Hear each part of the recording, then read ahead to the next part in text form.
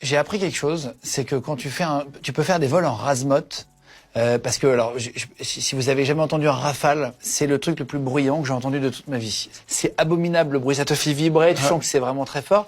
Est-ce que tu as déjà fait des vols en Razmot et si tu peux expliquer à quoi ça sert pour effrayer, etc.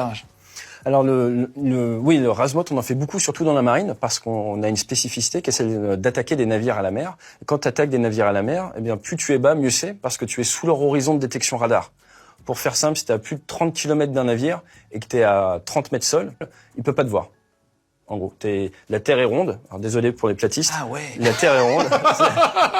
Vous l'aurez appris chez Legend. La Terre est ronde, ok. C'est 8% des Français, mec. C'est vrai. J'ai vu, non, on va vous convertir.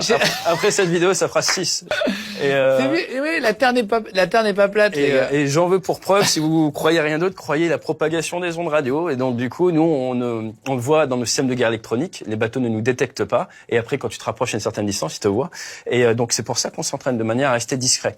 L'objectif de la basse altitude, c'est vraiment de pouvoir te rapprocher le plus possible d'une zone, d'un objectif, sans être détecté, ou en étant le moins détecté possible. Et donc, on fait ça beaucoup au-dessus de la mer, pour les raisons que je viens d'expliquer, et ensuite au-dessus de la terre, parce que c'est fun.